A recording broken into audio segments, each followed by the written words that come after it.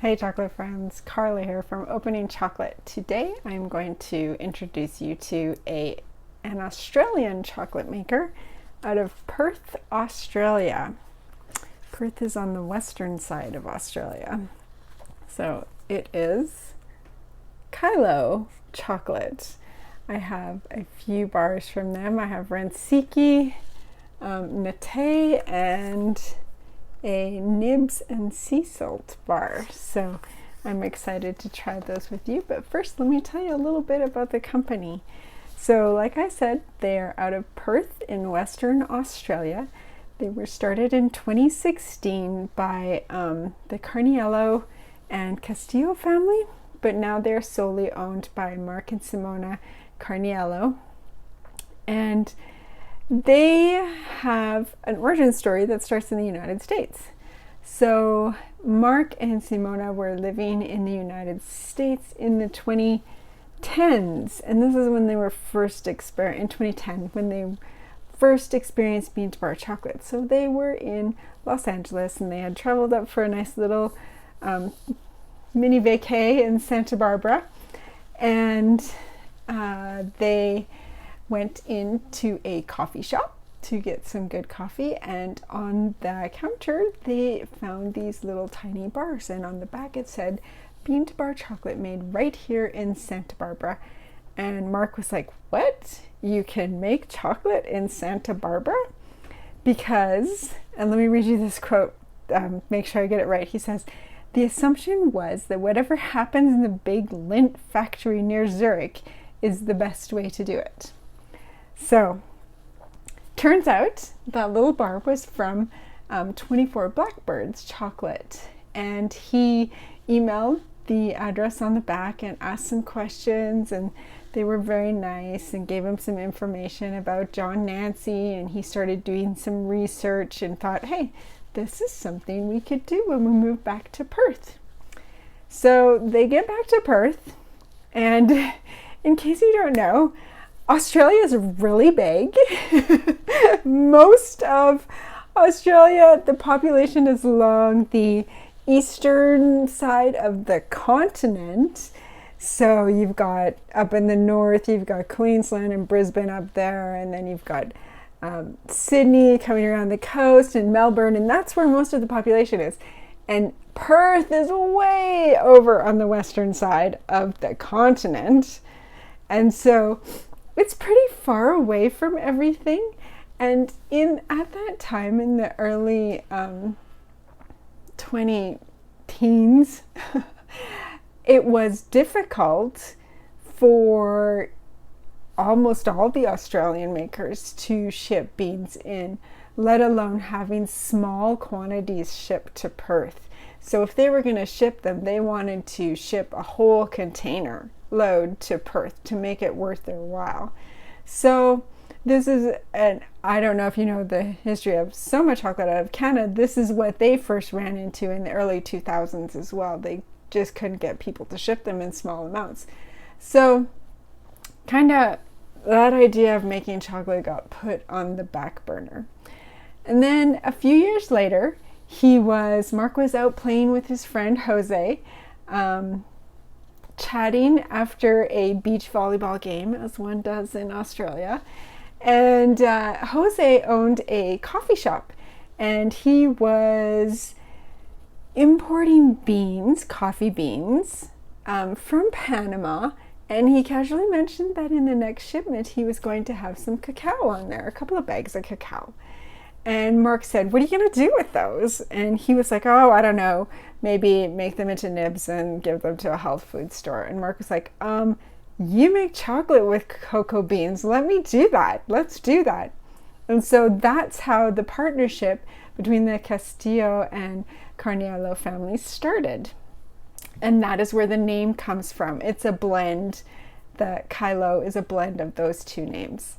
So Mark and Simone, who are the sole owners now, they do not come from a culinary background. They, of course, enjoy fine food, as many people do who come to chocolate. They had briefly toyed about making wine, and they were into coffee, and so They don't have technically a culinary background, but they enjoyed fine food. Simona is a primary school teacher, and Mark works for a software company. But they started this being self-taught, and here's kind of a funny fact. So before their first shipments of cocoa beans, they had never actually touched a cocoa bean when they decided to make chocolate. So of course they've seen it on the internet, but they hadn't held cocoa beans in their hands or even touched them in real life. So that's kind of a funny thing. So self-taught at the time. John Nancy shipped equipment in from overseas. So they're all learning on their own. What else do I want to tell you? Oh, so they started with the Panamanian cacao, but they have changed to more of Australian origins and the neighboring areas. So like Solomon Islands and Papua New Guinea, because really lots of people are doing Tanzania, lots of people are doing Maya Mountain. Why would they ship those beans all the way to Australia to do exactly the same thing that people are doing all over the rest of the world? So now they source most of their beans from Australia and its neighboring countries.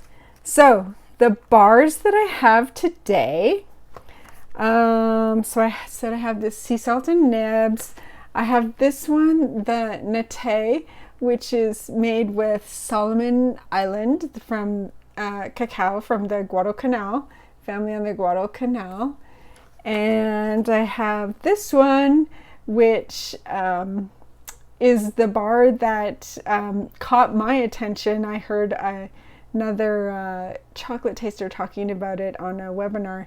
And this one is from West Papua New Guinea. And I think this is the one I'm going to open today. So let's flip the camera around and take a look at some chocolate. All right, so here are the 3 bars I have today. I'm definitely going to open this one. I might open that one too, but we'll see how it goes.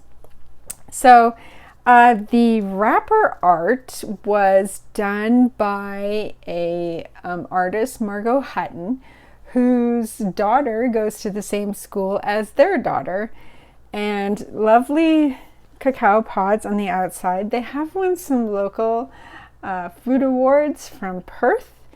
Ransiki is the name of the town where the co-op is, where they source the beans. So let's take a look at the back here. So the village of Ransiki is located near West Papua's Arfak Mountains. It has a little bit of an interesting history where you have colonizers coming in and setting up shop and then leaving. So yeah, that's an interesting that we can get into another day. So West Papua, organic cacao. They source their sugar from Queensland, so they're using local organic sugar. So this is a 2-ingredient bar, cacao beans and sugar. So let's open it up. Let's see how we're supposed to open this bar. Oh, I see it. Okay. Crafted in Western Australia. They did mention that they try to be as sustainable as possible. So they used to have a different wrapper where they had the foil on the inside, and they've switched that to obviously glassine, and this looks like recyclable paper. Let's take a look at what they've included here. So just a little bit more about their products and how to taste. So let's take a look at the chocolate itself. Oh, that's okay. Fun little square bar with the cocoa pods on the mold. So looks pretty good. Looks like we've got a little release mark there. Not too worried about that. That looks like from depositing. So not super smooth on the back. That's okay. That's not going to affect the taste. That's just a finicky thing about how it looks. Let's Listen to the snap. This is a 70% bar that I'm tasting right now. Oh, nice snap. Nice snap. Looks like it's in temper. I like the thickness of this bar.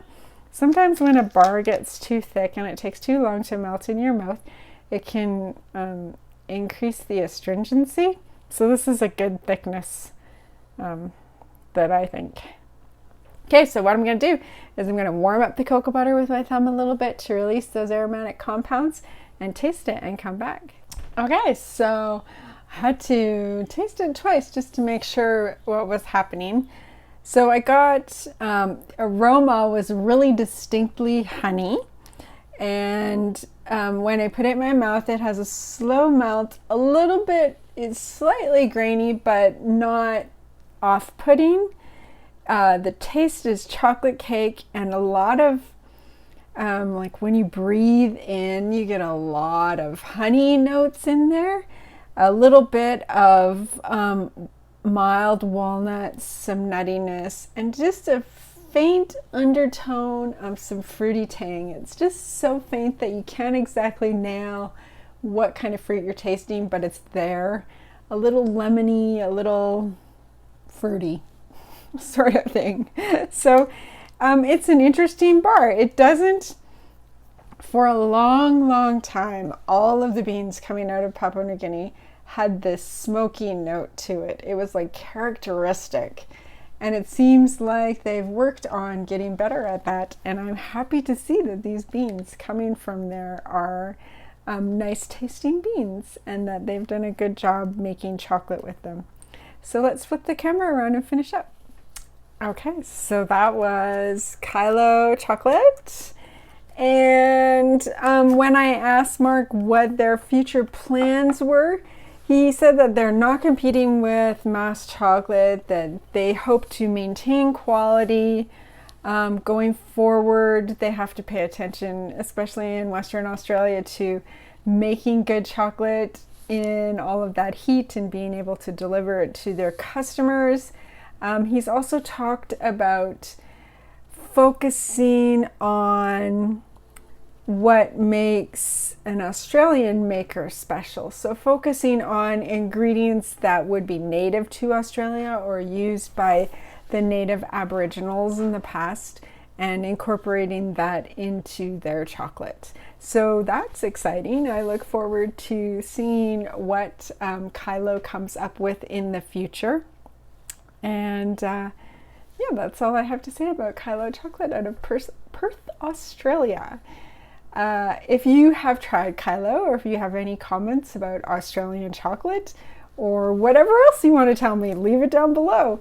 And join me next time for some interesting chocolate facts and tasting some new chocolate. I'll see you then. Thanks.